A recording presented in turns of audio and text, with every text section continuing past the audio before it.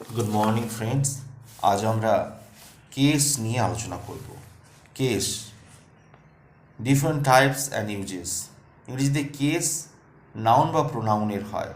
একটি সেন্টেন্সের নানা রকম পার্ট অফ স্পিচ অর্থাৎ নাউন, প্রোনাউন, অ্যাডজেক্টিভ, ভার্ব ইত্যাদি থাকে।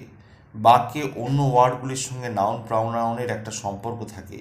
এই সম্পর্কটিকে ইংরেজিতে কেস বলা হয়। এই রকম সম্পর্ক মোটামুটি 4 types.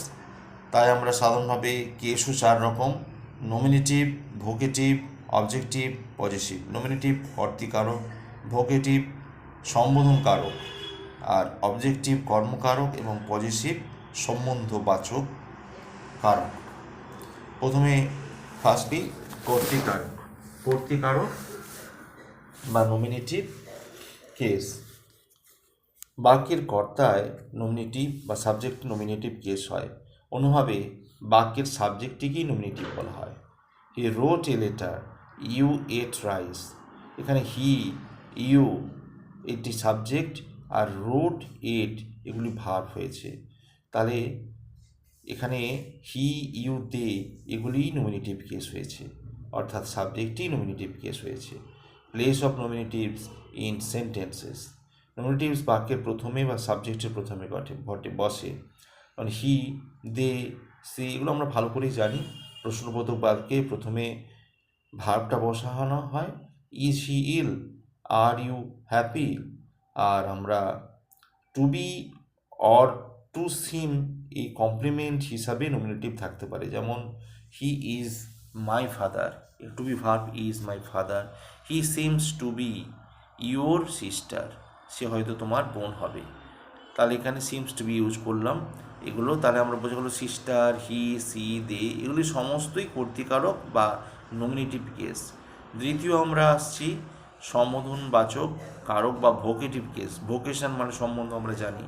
when a noun is used for the sake of address is the vocative case.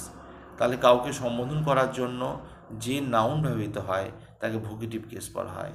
Ram, come here. Are you going father. তাহলে আমরা বাবা বা রাম এই যে নাম এই ডাকলাম, এটাই সম্বোধনবাচক যে ডাকার পদ্ধতি।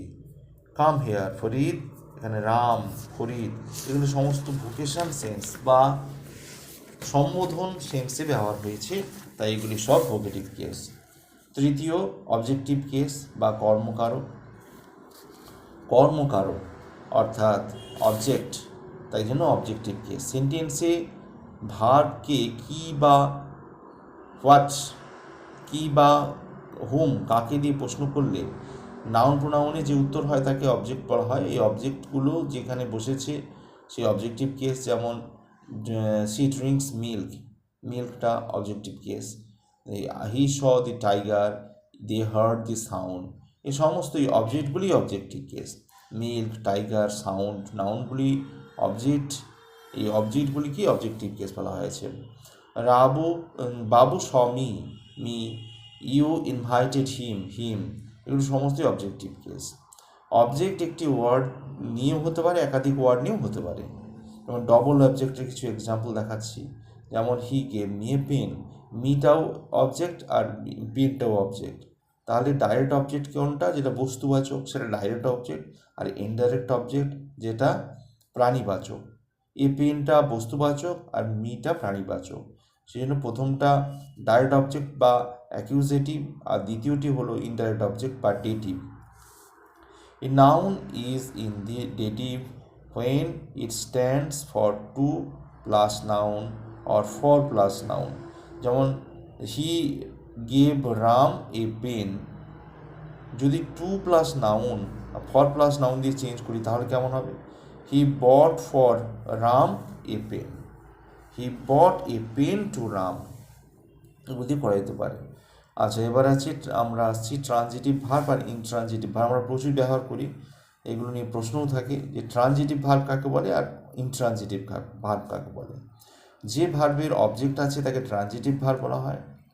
Transitive I eat rice, he drinks milk, they play এগুলো সমস্তই যে অবজেক্ট রয়েছে, মিল্ক, রাইস এগুলো অবজেক্ট রয়েছে। অবজেক্ট থাকলে তাকে বলা হবে ট্রানজিটিভ ভার্ব।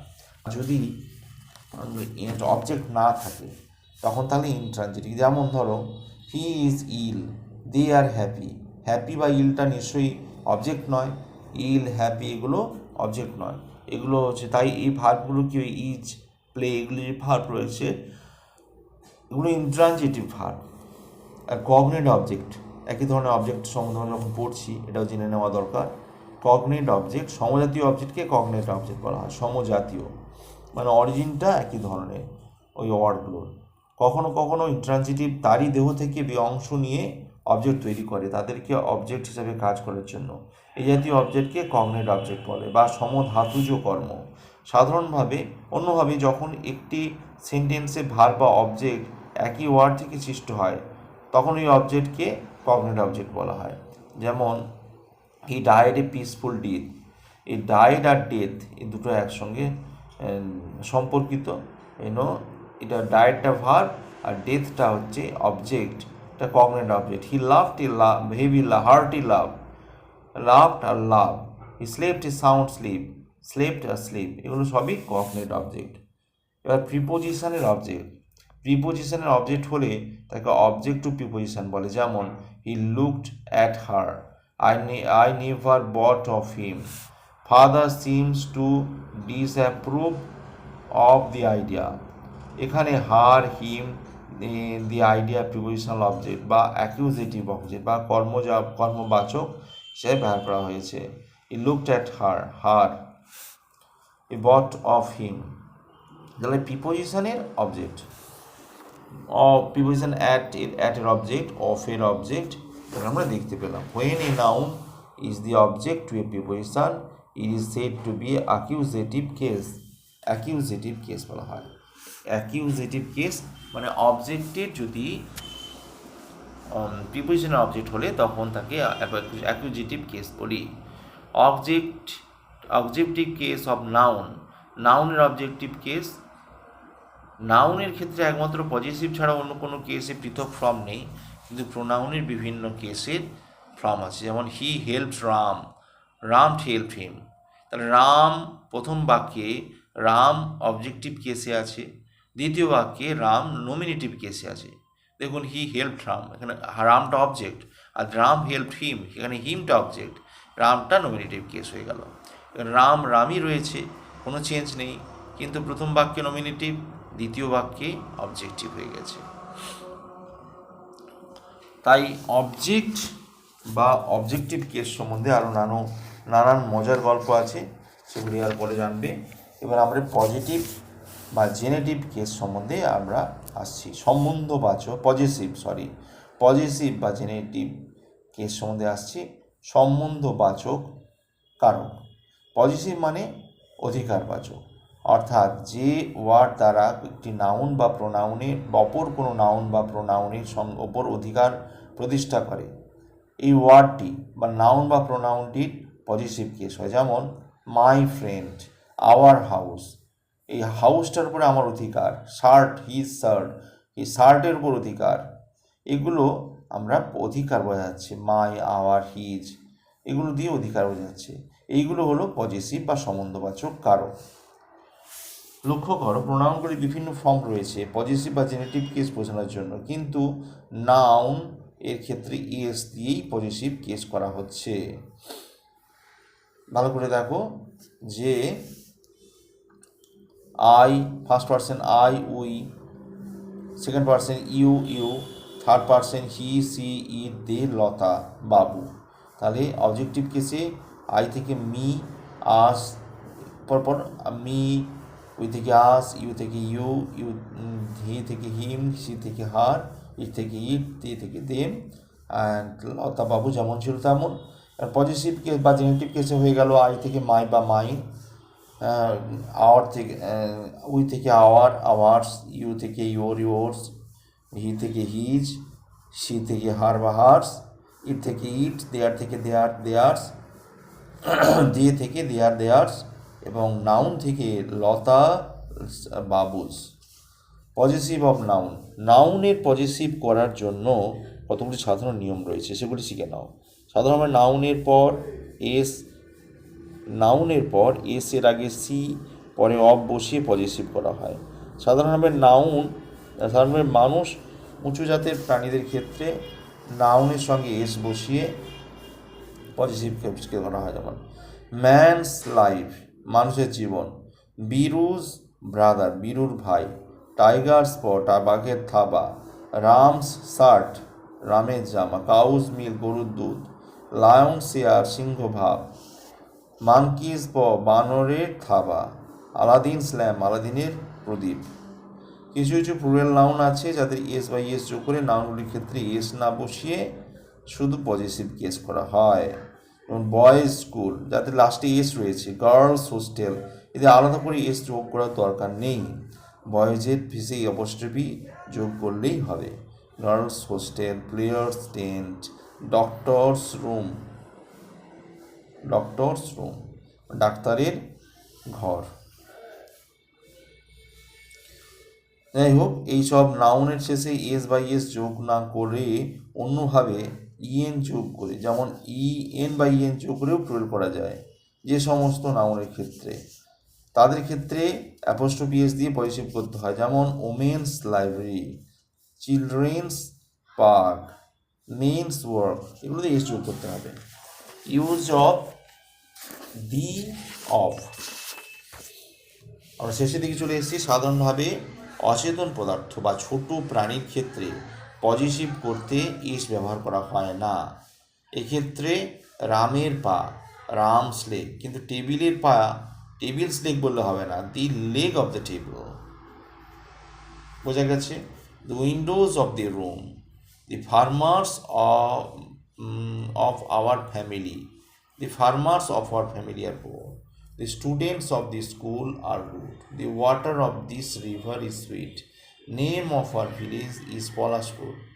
কিছু কিছু বিশেষ নাউন আছে যেগুলি মানুষ বা ছোট প্রাণীকে বোঝায় না, অচেতন পদার্থও নয়, তাদের ক্ষেত্রে এস বসিয়ে পজিটিভ করতে হয়। যেমন today's lesson, A months live in moments thought India's future, seasons past rain, Bengal seaport. Rina is Barin's sister. Rina is the sister of Barin. কখনো কখনো পজিটিভের ক্ষেত্রে দুটি সিম্বলই বসিয়ে পজিটিভ করা হয়, কিন্তু তার ফলে বাক্যের অর্থ পাল্টে যায়। যেমন this is the picture of Rabindranath, এটি একটি রবীন্দ্রনাথের ছবি, কিন্তু this is the picture of Rabindranath, কারণ রবীন্দ্রনাথ কোনো ব্যক্তির নাম হয়েছে, মালিক রবীন্দ্রনাথ ছবিটি। তাহলে double positive of S before positive, double positive or of before positive. তাই কখনো কখনো পজিটিভ দিলে নাম বাক্যের অর্থ চেঞ্জ হয়ে যায়।